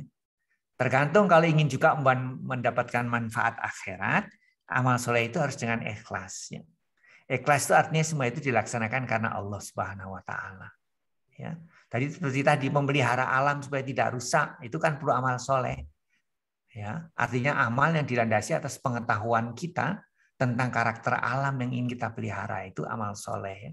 Bisa saja orang melakukan itu tanpa ikhlas, boleh-boleh saja ingin dipuji dan sebagainya boleh, tapi dia hanya mendapatkan dunia, tidak mendapatkan akhirat. Ya. Nah, ajaran agama kita mengajarkan memang amal soleh diperlukan untuk ngurus dunia, tapi kita kan tidak hanya urusan dunia, kalau bagi seorang muslim ada urusan akhirat. Ya. Jadi oleh karena itu diperlukan keikhlasan untuk itu ya. Artinya semata-mata dilakukan karena Allah Subhanahu Wa Taala, karena kita ingin dapat dua-duanya, dapat dunianya juga dapat akhiratnya ya. Jadi itu jawaban saya seperti itu. Baik, ini Hairul, ada lagi Nikmah nanti. Hairul silakan. Hairul. Assalamualaikum warahmatullahi wabarakatuh. Waalaikumsalam.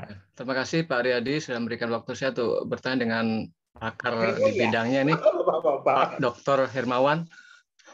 Pak Riyadi sudah kenal dengan saya. Waktu itu saya ikut materi karakter Pancasila juga di sini. Saya dari Jakarta. Mahasiswa Pak Hairul. Maaf Prof, saya ingin tanyakan. Kita tahu bahwa Indonesia sebagai negara dengan penduduk Muslim terbesar di dunia. Kita syukuri hal ini. Tetapi kalau kita kaji lebih dalam lagi, dari 80% dari 270 juta penduduk Indonesia yang bisa baca Quran mungkin ada sekian persen. Kemudian kita teliti lagi yang mengerti maknanya sekian persen. Yang sekian lagi kita teliti yang paham tafsirnya sekian persen. Yang mengamalkan sekian persen. Hal itu satu permasalahan mungkin ya. Kemudian kita lihat lagi di Indonesia, mungkin Prof tadi berpikir secara utopia kalau saya katakan demikian. Karena di Indonesia kan dengan Muslim yang terbesar di dunia ternyata kejahatan korupsi, tindak pidana korupsi itu meskipun dibentuk dengan KPK yang sudah dari masa Pak SBY dengan sampai sekarang, ternyata jumlah pelaku atau oknum pelaku korupsi tidak semakin bertambah, tapi tetap saja seperti itu. Saya jadi mungkin agak bagaimana agar mengurangi rasa pesimistis kita terhadap bagaimana kualitas manusia Indonesia dikaitkan dengan tadi bahwa kita sebagai Muslim terbesar tentunya ini kan diharapkan kemajuan dari Indonesia. Kalau kita kaitkan dengan negara-negara di Timur Tengah, di sana seringkali timbul gesekan-gesekan antara satu dengan yang lainnya. Manusia seluruh dunia percaya bahwa Indonesia kelak akan menjadi penguasa dunia dengan catatan Islam di sini amat sangat kondusif, tidak radikal dan sebagainya. Saya minta pendapat dari Prof. Hermawan. Silakan Pak. Terima kasih. Ya baik, terima kasih ya Pak Khairul Anam. Saya termasuk orang yang tidak pernah pesimis ya melihat masa depan. Saya selalu optimis melihat masa depannya. Dan untuk menuju ke apa yang kita cita-citakan itu memang sebuah perjuangan ya. Dan perjuangan adalah ladang amal soleh kita. Ya. Dan itu melalui pendidikan terus-menerus ya. Baik kepada diri kita sendiri khususnya dan kepada publik ya.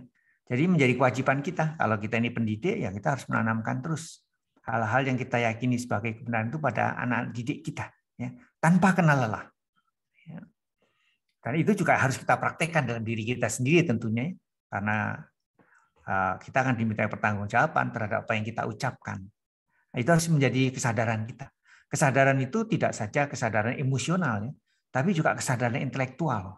Artinya kita bisa menjelaskan secara intelektual, secara persis itu, bahwa kalau ini yang kita lakukan, memang kebaikan yang akan terjadi. Seperti tadi saya berikan contoh kejujuran, itu saking kita itu tidak seperti kalau kita selalu dalam lingkungan tertentu, seolah kita tidak melihat aspek yang lain ya. Jadi karena sekitar kita itu mungkin kejujuran itu sudah menjadi barang langka, jadi kita membayangkan manfaat dari kejujuran pun susah ya. Karena sudah ada istilah siapa yang jujur hancur, itu kan sudah sesuatu yang luar biasa ya. Jadi dia tidak bisa membayangkan bahwa kejujuran itu akan membawa kemujuran. Bukan kehancuran, tapi kemujuran.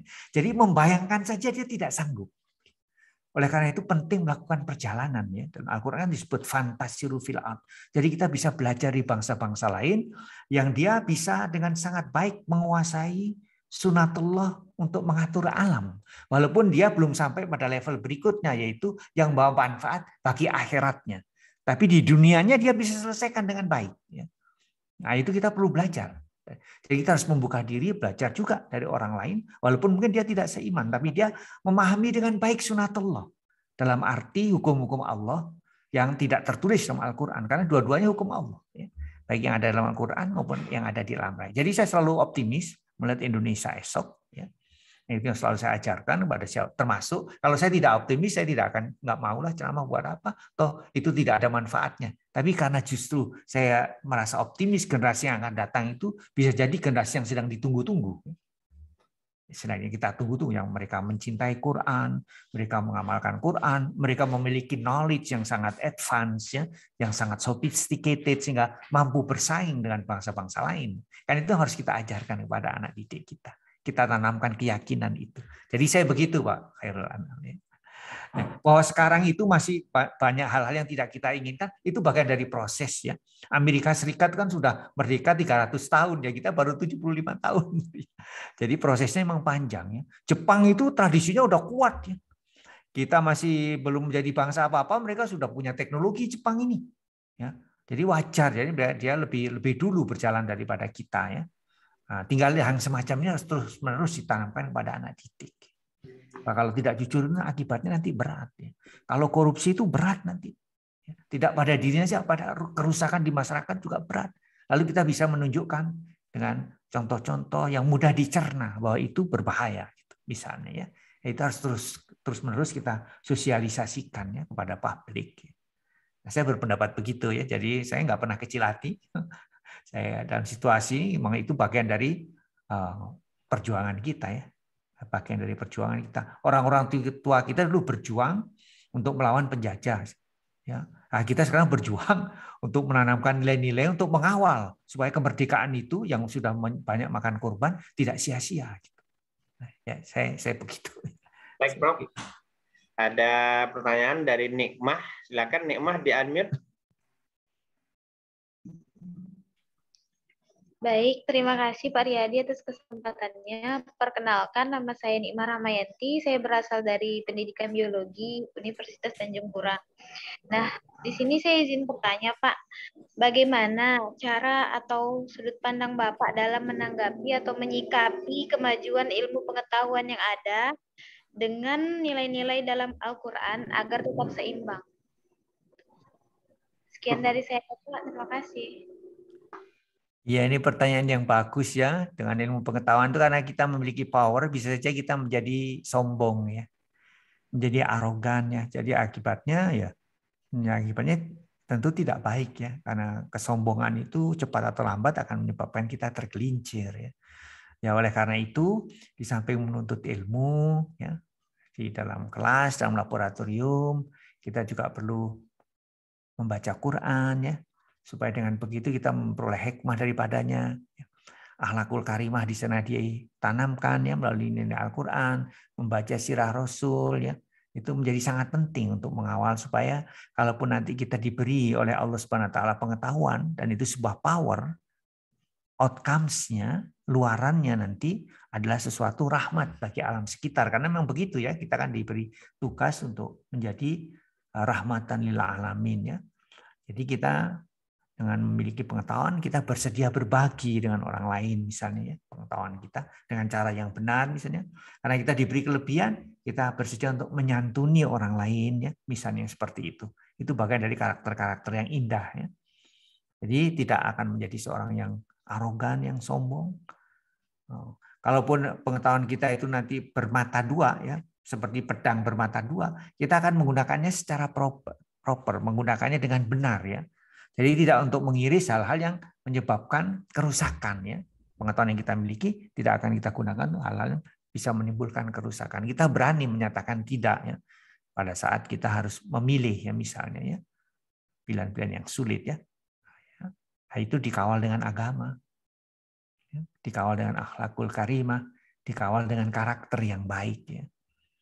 Jadi begitu jawaban saya nikmah ya, moga-moga bisa dipahami. Keseimbangan ya seperti tadi, keseimbangan itu tadi saya katakan kita juga harus mendalami pemahaman-pemahaman, pengetahuan-pengetahuan yang kita perlukan untuk menyadari bahwa segala tingkah laku kita nanti akan dimintai pertanggungjawaban.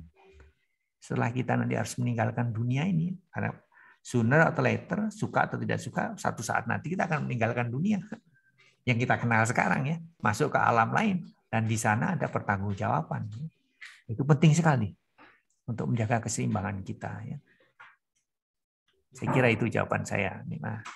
Ya, siapa lagi yang mau bertanya? Silakan raise hand. Siapa? Waktu kita masih ada sekitar 50 berapa ya? 20 menit sebelum pukul 9 sudah selesai. Tadi saya pinginnya Prof menampilkan kapal perang itu, Prof. Ada di sini. Ada video kapal perang, jadi adik-adik ini tercerahkan dengan teknologi-teknologi yang ada. Siapa lagi ya mau bertanya nih? Tadi ada yang dari Aceh. Mana nih adik-adiknya nih? Ayo, adik-adik mahasiswa. Pada buku.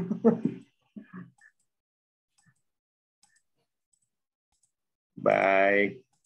Tadi tentang apa namanya, Prof? Tadi kejujuran. Jadi saya sering menyampaikan adik-adik mahasiswa ini tentang kejujuran itu. Bahwasanya kita itu dinilai oleh Allah Subhanahu wa taala. Nanti di akhirat itu kejujuran kita itu akan terlihat di situ tuh, di akhirat. Nah, kita akan dimintai pertanggungjawaban.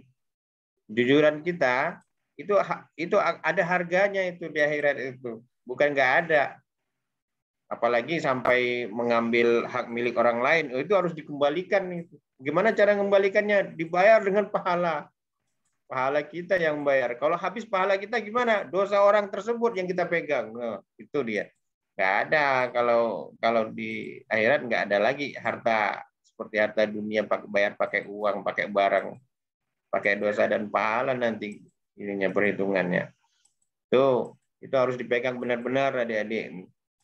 Kalau saya baca hadis ada riwayat Ahmad itu barang siapa yang dagingnya tumbuh dari barang yang haram, maka api neraka lah yang layak untuk membakarnya. Itu hadis dari Nabi, dari Rasulullah.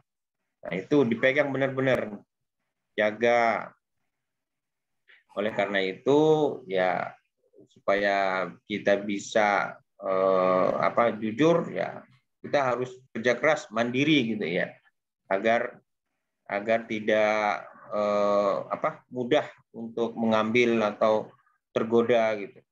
Biasanya yang seperti ini tuh tipe-tipenya tuh tipe pemalas. Karena malas ya ingin instan. Nah, dilakukanlah yang macam-macam. Itu memang satu saling berkaitan antara malas dengan ketidakjujuran itu terkait. Sebaliknya orang yang jujur tuh bekerja keras itu. Nah, itu adik mahasiswa. Ini ada Pak Joyo. Silakan Pak Joyo, silakan untuk di-unmute. Pak Joyo. Assalamualaikum Pak Profesor Hermawan. Waalaikumsalam warahmatullahi wabarakatuh. Saya dari AMKI Singkawang, Masjid Nurul Khayan, kampus. Alhamdulillah. Alhamdulillah. Ya, terima kasih. Saya mendengar apa yang disampaikan uraian dari Bapak. Saya sangat tertarik sekali dan sangat sistematis. Ini kelihatannya yang bicara ini seorang insinyur, jadi kelihatannya terstruktur gitu ya. Oke, saya melihat karena di sini banyak mahasiswa, saya mungkin mewakili mahasiswa. Mungkin mahasiswa ini untuk menjadi mahasiswa yang nantinya ulil albab ini dimulai dari mana Pak Profesor ya? Karena kalau dilihat mereka ini kelihatannya seperti trial and error untuk menjadi ulil albab ini. Jadi bagaimana solusi untuk bisa tip-tipnya lah, maksud saya begitu. Langkah-langkah untuk bisa menjadi ulil albab. Terima kasih Pak Profesor. Assalamualaikum. Waalaikumsalam. Ya, ini ulil albab kan cirinya tadi disebutkan adalah zikir dan fikir ya. Zikir dalam arti mengingat Allah. Jadi di setiap aspek dari aktivitasnya itu, kegiatannya itu selalu berusaha menghadirkan Allah. Ya. Jadi kalau kita belajar fisika, moga-moga kita juga bisa sampai bersyukur bahwa indahnya hukum-hukum yang mengatur ini semua. Di sana dihadirkan Allah. Itu bagian dari zikir. Berpikir itu menggunakan kapasitas kita untuk mengetahui karakter dari alam semesta ya, termasuk karakter diri kita sendiri ya. Kemudian harus bisa sampai kesimpulan pada Robbana ma khalaqta hadza batilan. Bisa melihat bahwa tidak ada satupun dari ciptaan Allah ini yang sia-sia. Dan menurut saya salah satu hal yang penting untuk adik-adik kita itu mencoba menambatkan dirinya dengan masjid. Sejak usia sangat muda ya. Selalu hatinya itu tertambat ke masjid. Menurut saya itu penting sekali ya pendidikan itu, karena namanya juga sudah masjid ya, tempat sujud ya, mengajarkan kita untuk senantiasa selalu menempatkan dirinya sebagai hamba Allah. Ya. Yakin bahwa Allah itu maha besar, maha melihat, maha kaya. Jadi dengan demikian sejak muda itu terlatih untuk selalu positif memandang masa depan. Ya. Selalu bekerja keras karena yakin bahwa Allah yang Maha Kuasa pun menyatakan dirinya sebagai sibuk ya, itu bisa dibaca di surat Ar-Rahman ya. Allah itu menyatakan dirinya sibuk padahal dia itu cukup kun fayakun ya. Tapi memberikan message kepada kita bahwa kita tidak boleh mensia-siakan waktu yang disediakan oleh Allah Subhanahu wa taala pada diri kita ya. Jadi ini mesti harus dibangun sejak usia dini ya. Mahasiswa dibiasakan ya, bersedia berbagi waktu yang dimilikinya itu di samping untuk mempelajari ya, segala sesuatu yang ada di lab ya, juga membangun kedekatan dengan Allah Subhanahu wa taala, senanti berkhidmat di rumahnya ya. Nah, saya dididiknya begitu oleh para guru. Ya, guru-guru saya merasakan bagaimana beliau itu mencoba menerjemahkan apa yang diajarkan oleh Rasulullah dipraktekkan dalam kehidupannya, dalam kehidupan yang modern seperti saat ini ya. Karena challenge-nya mungkin berbeda, tapi semangatnya, ruhnya itu ruh yang ditanamkan oleh Kanjeng Nabi, yaitu selalu berusaha menghadirkan Allah dalam kehidupan kita ya. Apapun di dalam aspek kehidupan kita ya. Selalu bisa melihat dalam tanda petik wajah Allah di sana. Barangkali begitu ya. Ini kan usaha kita memahami sebuah ayat ya. Di ulil albab tadi itu sebuah ayat. Apa sih makna dari inna fi khalqis samawati wal ardi waqtila fil laili wan nahari la ayatil lil albab alladzina yadhkurunallaha qiyaman wa qu'udan wa 'ala junubihim wa yatafakkaruna fi khalqis samawati wal ardi rabbana ma khalaqta hadza batilan subhanak, sampai pada kesimpulan itu. Tidak ada yang sia-sia, bisa melihat kehadiran Allah menciptakan segala sesuatu dengan harmoni. Nah, semacam itu sehingga kita betul-betul memiliki perasaan tanggung jawab untuk melaksanakan apa yang diperintahkan, yaitu menjadi trustee tadi itu. Ya itu tidak mungkin kalau kita tidak memahami dengan baik hukum-hukum Allah itu, baik yang tertulis dalam Al-Quran maupun yang ada di sekitar kita di alam semesta ya. Seperti itulah ya yang mendorong kita itu untuk berusaha semaksimal mungkin kita menggunakan semua fasilitas yang diberikan oleh Allah Subhanahu wa taala di dalam mengisi sisa-sisa usia kita ya, seperti itu ya. Karena kita tidak tahu tapi pasti akan tiba waktunya, dan tidak peduli kita muda atau tua, kan tinggal sisa-sisa usia saja yang tersedia di depan kita ya. Terima kasih. Ini itu jawaban dari Pak Jojo ya. Terima kasih, Prof. Ada yang bertanya ini lewat chat. Assalamualaikum warahmatullahi wabarakatuh, Ustadz. Saya ingin bertanya bagaimana nasib saya kalau saya hanya bisa mengaji tanpa tahu artinya. hanya sedikit sekali yang paham artinya. Terima kasih. Itu Prof. Oh ya, itu kan sekarang tafsir Quran itu tersedia banyak ya dalam bahasa kita, bahasa Indonesia. Jadi sebenarnya tidak ada alasan untuk tidak bisa tahu artinya ya. Apalagi kita juga bisa, kalau dengan gadget kita aja kita sudah bisa membuka, ada Quran yang ada dalam HP kita ya. Jadi setiap saat mungkin di kereta, di mobil, sambil menunggu kawan, kita bisa membuka ya. Kalau di sana ada artinya, kemudian kita bisa paham, karena tafsir juga tersedia dengan mudah ya. Sekarang ini segalanya serba mudah ya. Oleh karena itu sekarang disebut sebagai the age of abundance knowledge ya. Pengetahuan itu demikian berlimpah ruah ya. Jadi sekarang tergantung dari kita saja, kita mau investasi waktu atau tidak untuk menambah pengetahuan kita ya. Karena segalanya sekarang serba mudah. Ya. Tadi sebelum ke sini saya memerlukan beberapa ayat yang saya lupa nama ayatnya, tinggal saya klik Google ketemu ya. Asal kita bersedia menemukan kuncinya. Tadi sebelum ke sini ya saya lupa ayat di mana ayat menyatakan bahwa sunatullah itu eksak misalnya ya, tinggal sunatullah eksak Al-Qur'an nggak keluar. Enak sekali sekarang ini ya. Kalau saya belum bisa mengaji gitu ya misalnya, itu di Al-Qur'an, di gadget juga tersedia pelajaran-pelajaran untuk mengaji ya. Jadi sebenarnya sekarang ini sangat nyaman ya, untuk orang yang bersedia untuk menambah pengetahuan yang bermanfaat bagi dirinya. Tinggal kita bisa memotivasi diri saja, bersedia invest waktu. Ya. Gitu saja ya.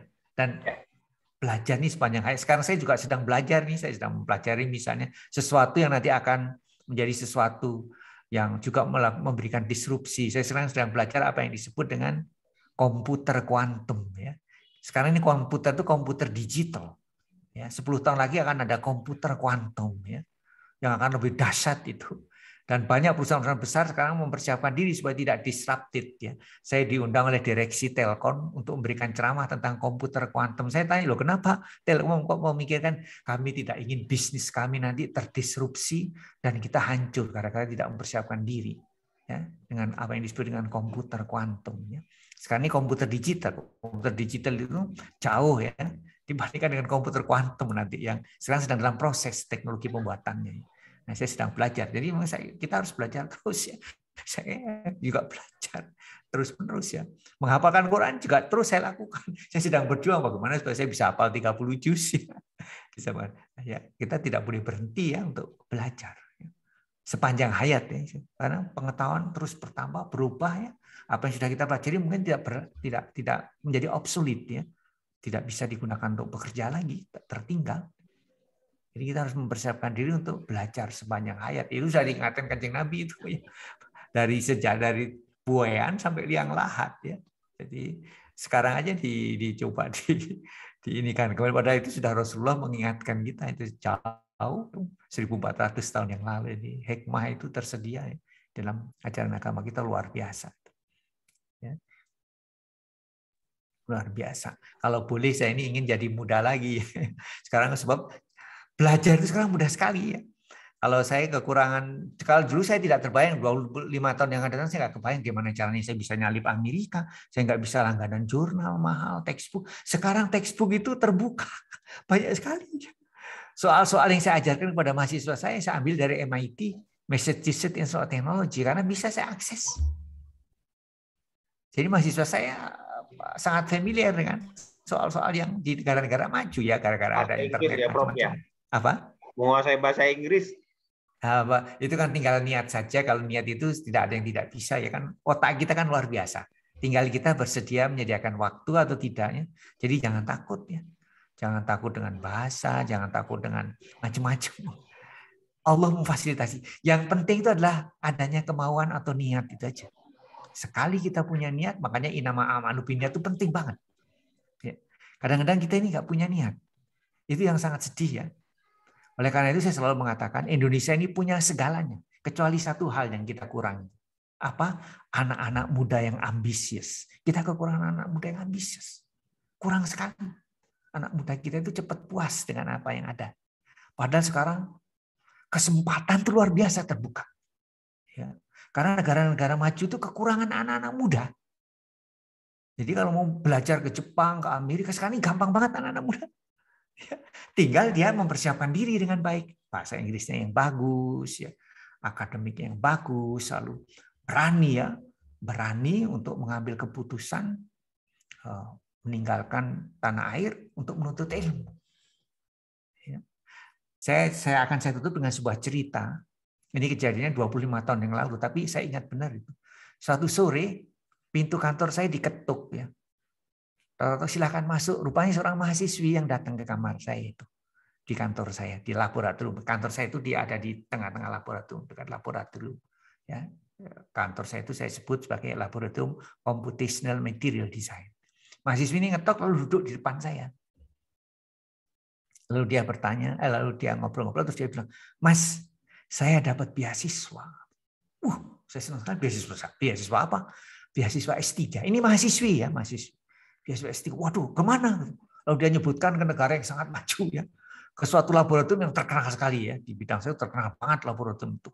Ya, kalau udah masuk laboratorium, oh hebat. Wah, jadi saya senang banget kan, ini wanita ya. Ya. Berasal dari negara Muslim, pakai kerudung. Kalau dia belajar di sana, itu pasti akan jadi duta itu nanti. Wah, rupanya tidak dibedakan ya, laki-laki dan perempuan pun di negara yang disebut negara Indonesia mayoritas Muslim itu juga diizinkan. Jadi kan saya senang banget. Dia pasti akan bawa citra nanti. Untuk dakwah pun pasti akan banyak ditanya dia akan tampil beda pakai kerudung di negara yang non Muslim ya, negara Barat ya. Pasti akan banyak ditanya kenapa kamu pakai kerudung. Dia kesempatan dakwah. Bahkan saya sudah membayangkan karena dia itu wanita. Suatu saat dia akan menggendong bayi, dia pasti punya baby, terus dia akan bilang, nak, cantik sekali, bibirmu berlekuk-lekuk seperti integral lipat 3. Jadi bayinya itu sejak bayi sudah dengar integral lipat 3 ya, karena ibunya itu ibu yang sangat terdidik ya, mungkin dia sambil menimang-nimang anaknya, dia menghafal Quran, pakai bahasa Jerman, kadang-kadang pakai bahasa Inggris, jadi anaknya itu sudah multilingual. Sejak bayi, kan yang masih ibunya hebat. Jadi kan saya senang banget itu. Tapi tiba-tiba dia bertanya pada saya itu, mahasiswi ini, Pak, sebenarnya apa yang saya cari? Waduh, itu saya hampir terenyak ya. Rupanya dia bimbang. Cuman ungkapan kata-katanya, Pak, apa yang harus saya cari sebenarnya? Apa benar saya ini mahasiswi, seorang wanita harus perlu sampai sekolah S3 ke luar negeri lagi? Atau nanti ujungnya saya di dapur, ngurus suami, ngurus anak. Apa perlu sampai dokter? Kan begitu sebenarnya. Cuman pakai bahasa lain, dia bimbang. Pak, sebetulnya apa yang saya cari? Ini mahasiswi. Saya tertegun sekali. Sebab kalau saya salah menjawab, dia nggak jadi pergi. Kalau dia nggak jadi pergi, umat akan kehilangan, rugi. Karena ada anak yang cemerlang, ya, tapi dia tidak menggunakan kecemerlangannya. Ya, tapi kalau dia jadi berangkat, saya ikut tanggung jawab. Kalau ada apa-apa gimana? Jadi kan. Saya sangat repot untuk menjawab itu. Tapi kemudian saya begini nih. Saya bilang ke dia sambil saya tunjuk jarinya aja. Saya tunjuk dengan jari saya. Misalnya ini Aprilia ya.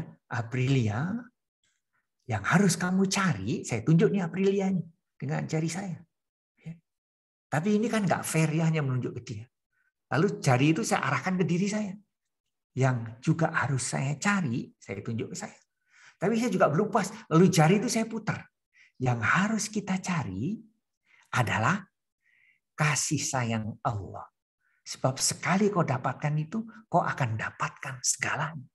Saya bilang begitu waktu itu. Itu 25 tahun yang lalu kira-kira ya. Tapi sayangnya kemudian anak ini menghilang. Waduh, saya itu jangan-jangan saya salah menjawab. Tapi kira-kira 2 tahun kemudian saya dapat kabar dia sudah ada di luar negeri. Wah, jadi berangkat ya. Saya senang. 2 tahun berikutnya, saya dapat kabar dia sudah mendapatkan gelar doktor. Ini wanita ini, pakai kerudung lagi. Berikutnya saya dengar kabar dia ditawari menjadi profesor di Institut Teknologi California. Aduh, saya senang banget ini. Ya, ini wanita ini pakai kerudung. Dahsyat banget. Yang harus kamu cari ya Aprilia, saya tunjuknya Aprilia. Lalu saya putar tangannya ke arah saya sendiri. Yang harus saya cari dalam hidup, lalu saya putar, yang harus kita cari adalah kasih sayang Allah. Sebab sekali kau dapatkan, kau akan dapatkan segalanya. Jadi kalau dia pergi ke luar negeri, sudah saya ingatkan, yang kamu cari bukan dokter ya, tapi kasih sayang Allah. Kamu juga harus yakin kalau orang berilmu itu disayang sama Allah. Kalau dengan ilmunya, kemudian dia itu takut kepada Allah. Kan itu ajaran Quran ya, seperti itu yang bisa takut sama Allah itu hanya ulama, orang yang berilmu. Ya. Jadi ini seperti itu. Ya. Itu terjadi pada 25 tahun lalu. Dia sekarang sudah jadi associate professor ya. Putri ya, seorang wanita ya. Ini kejadian, bukan mengada-ada. Jadi saya ingat betul peristiwa itu. Ya. Jadi adik-adik Putri juga begitu ya, jangan takut. Ini saya tutup lagi satu ceritanya. Ini menyangkut mahasiswi juga. Saya ini dulu sekolahnya di Amerika. Di Amerika itu 12 tahun saya. Di Amerika. Lama saya hidup di Amerika. Tapi saya kagum sama Jepang nih. Karena di Amerika itu banyak mobil Jepang. Tapi kalau kalian ke Jepang itu nggak lihat mobil Amerika. Jepang itu menguasai dunia. Jadi saya kagum sekali sama Jepang. Ya, jadi saya berdoa sama Allah. Suatu saat saya bisalah lihat Jepang. Alhamdulillah Allah mengizinkan saya sehingga saya selama 10 tahun lebih ya. Kalau ITB libur saya selalu ada di Jepang ya. ITB libur 3 bulan ya, bulan Mei sampai Agustus itu saya selalu ada di Jepang. Itu nonstop bertahun-tahun. Saya ingin belajar kultur mereka seperti apa, ya. Kenapa dia bisa mengalahkan Amerika dalam penguasaan teknologi, ya. Seperti itu. Lalu suatu saat saya ketemu kawan saya ini seorang dokter ya, tapi dia tasawuf, ya orang Indonesia, tapi kemudian bekerja di Jepang ya, di Mitsubishi Research Center. Ya. Terus pada waktu itu sedang acara zikir di rumahnya, saya diundang ya, karena dia itu tarekat Naksabandiyah ya. Selalu ada dikirnya ya. Saya datang ke dikir itu, selesai acara dikirnya bersama dengan grupnya ya. Lalu saya tanya, gimana sih kamu kerja di Jepang ini? Wah, berat Mas kerja di Jepang. Kenapa? Saya 7:30 sudah harus masuk ke kantor. Waduh, Indonesia lebih hebat. Saya jam 6:30 kadang-kadang udah di kantor. Karena mau kuliah jam 7, biasanya jam 6 udah di kantor. Saya olahraga dulu keliling kampus, lalu saya mandi di kampus. Biasanya seperti itu, baru saya mengajar. Seperti itu yang saya lakukan. Ya, jadi saya, Indonesia lebih hebat. Lalu saya tanya, kamu pulangnya jam berapa? Wah, paling cepat pulang jam 12. Jam 12 apa? Jam 12 malam. Masuk 7:30, pulang jam 12 malam. Ya. Di Jepang seperti itu. Sehingga kadang-kadang dia, kalau bulan puasa itu berat sekali. Sehingga dia, banyak orang Jepang itu tidurnya di kereta. Karena nggak punya kesempatan tidur. Tapi hebatnya begitu kurang 1 stasiun, dia bangun. Walaupun sepanjang jalan dia ngorok. Ya. Karena sudah sensornya itu sudah jalan seperti itu. Wah, Jepang itu seperti itu ya. Tapi lebih dahsyat lagi, suatu saat itu saya terkagum-kagum dengan Korea. Ya. Kalau kira-kira 20 tahun yang lalu itu kan kulkas TV kan Toshiba, Sanyo, sekarang nggak ada. Ada LG, Samsung ya. Elektronik itu sudah semua Korea. Industri mobil juga hampir Korea sudah setara ini harga mobilnya. Kalau 20 tahun yang lalu kita punya mobil Hyundai itu mobil kelas 2. Sekarang Hyundai itu sudah setara dengan Honda ya. Jadi luar biasa di Korea ini. Lalu saya diberi kesempatan oleh Allah juga punya kawan di Korea. Kerjasama di Korea Advanced Institute of Science and Technology. Saya rutin berkunjung ke sana. Suatu saat saya nyati, saya ingin tahu ini orang Korea ini gimana kok bisa seperti itu ya. Tahun 80-an sama miskinnya dengan Indonesia, Korea ini. Kok sekarang tuh hebat. Apa yang terjadi? Nah, lalu saya berkunjung ke KAIS, suatu saat saya ketemu dengan dekan ya. Ada dekan di sana, kawan saya di sana, dekan. Orang Korea tentunya ya. Saya tanya, kamu gimana sih bisa mentransformasikan bangsa kamu dari dulu tertinggal, sekarang bisa maju banget. Gimana kamu itu? Saya kan pengen tahu. Karena saya nggak terima negara saya itu tertinggal. Saya orang yang nggak suka negara saya itu tidak maju. Ya. Malu saya sama Allah, sama Rasul. Negara ini kan mayoritas Muslim. Kok tertinggal ya? Ya karena saya banyak keliling dunia, jadi saya itu selalu membanding-bandingkan. Ini kelebihan orang yang fantasiru fil ard. Dia selalu membandingkan. Loh, orang lain kok bisa begitu? Tempat saya kok nggak bisa? Ya. Ini menyebabkan saya berpikir, apa sebabnya? Ya. Negara ini kok tertinggal, padahal negara kita ini kaya sekali. Mana mayoritas Muslim lagi. Ya. Ini kan ada sesuatu yang harus kita perbaiki. Nah, lalu saya tanya, apa sebabnya itu? Kok bisa? Lalu dia cerita ini.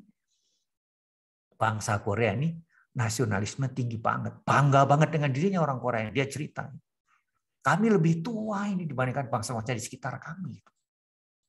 Dan kami ini bangsa yang tidak pernah terjajah. Ya. Waktu Mongol menyerbu Cina, Cina diduduki oleh bangsa Mongolia, habis Cina itu, Korea nggak sampai disentuh oleh Mongol, nggak terjajah.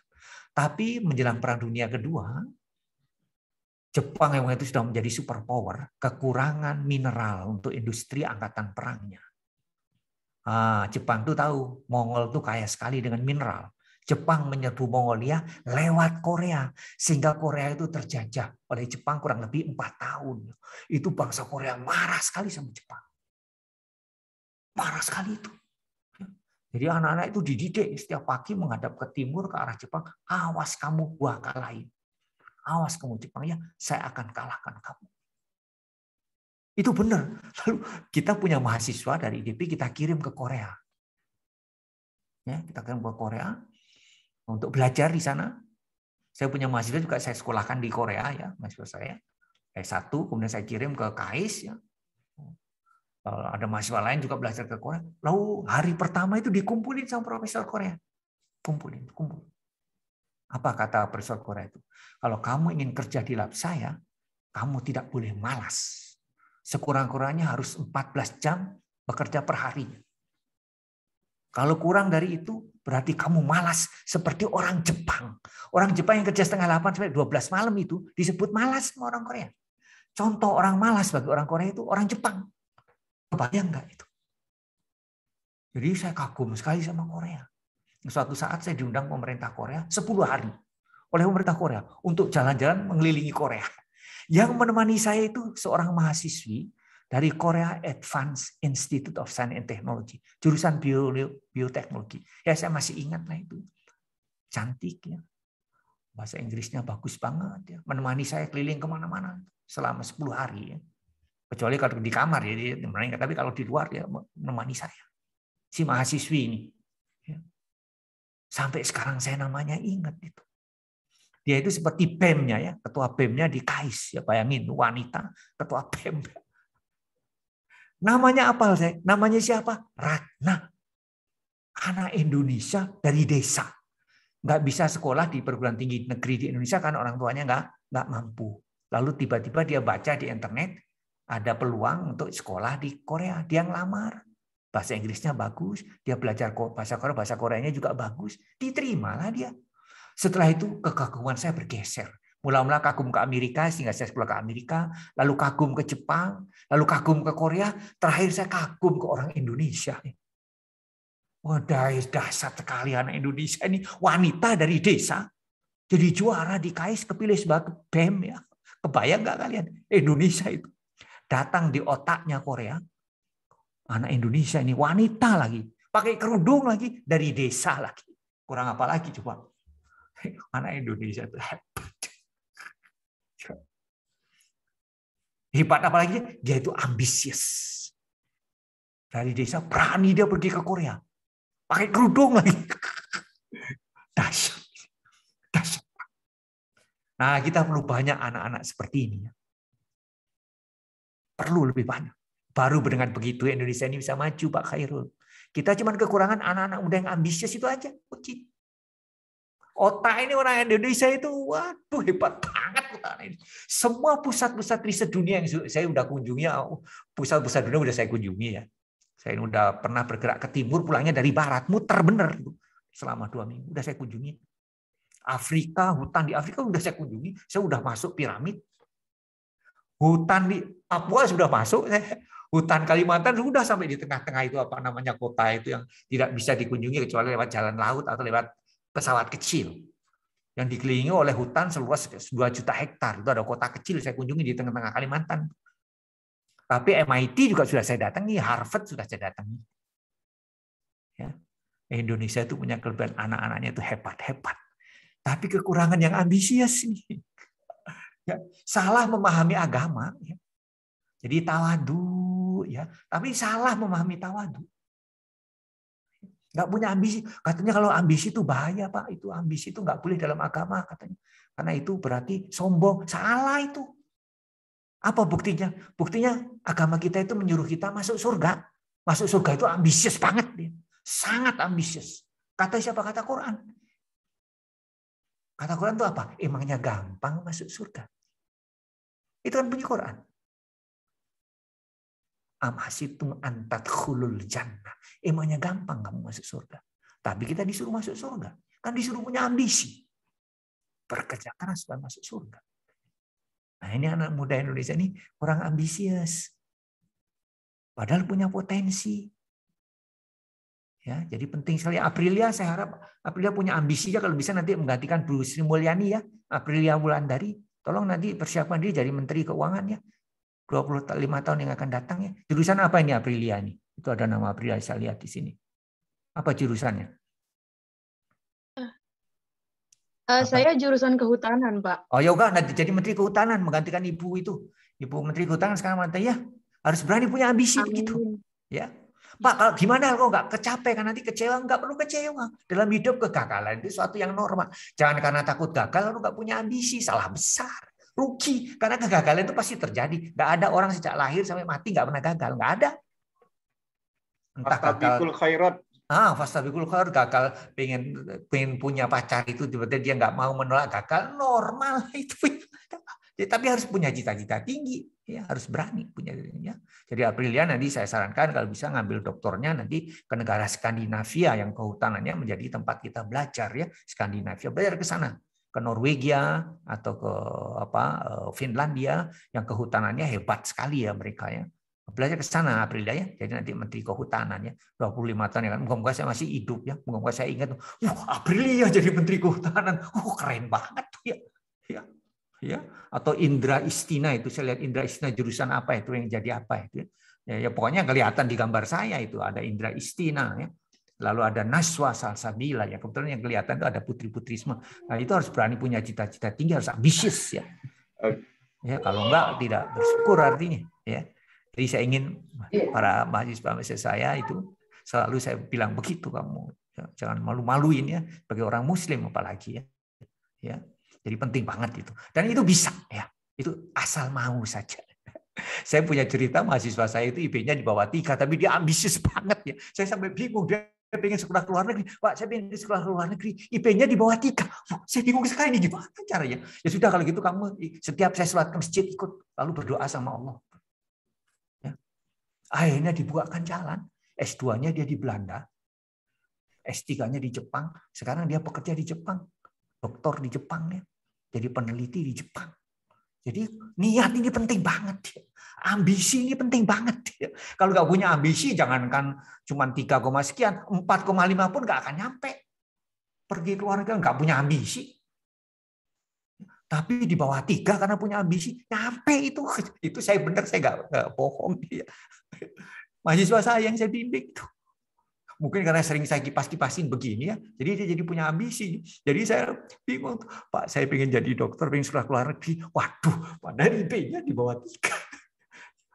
Tapi nyampe, sekarang udah jadi profesor, udah jadi peneliti di Jepang.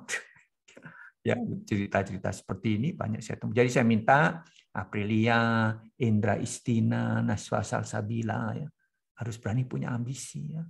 Walaupun wanita itu ajarkan ajaran agama kita, tuntut ilmu sampai di sana gitu ya. Ya tentu nanti menjadi seorang istri soleha ya, tapi tidak ada salahnya juga memiliki pengetahuan. Ini bayinya juga akan hebat kan, ibunya hebat ya. Bayi sudah dengar integral IPA 3 ya, karena ibunya bayi sudah dengar bahasa Arab, bahasa Inggris, bahasa Jerman, ibunya udah multilingual ya. Jadi bayinya sejak bayi udah dididik multilingual. Ya, saya kira begitu, ini udah malam sekali. Terima kasih atas perhatiannya. Terima kasih Ustadz Riyadi ya. Yang billahi taufiq wal hidayah. Assalamualaikum warahmatullahi wabarakatuh. Waalaikumsalam warahmatullahi wabarakatuh. Alhamdulillah udah banyak sekali cerita-cerita yang inspiratif pada adik-adik mahasiswa. Untuk saya juga nih disuruh pergi S3 juga nih. Alhamdulillah. Baiklah, saya tidak akan berlama-lama. Terima kasih Prof sekali lagi atas materi dan cerita-cerita yang inspiratif. Dan ini nanti saya rekam, sudah saya rekam dan nanti akan saya upload ke YouTube biar lebih banyak lagi adik-adik mahasiswa yang bisa menyaksikan. Kita tutup pertemuan kita dengan baca hamdalah dan doa kafaratul majelis. Alhamdulillahirabbil alamin. Subhanakallahumma wa bihamdika asyhadu an la ilaha illa anta astaghfiruka wa atubu ilaik. Assalamualaikum warahmatullahi wabarakatuh.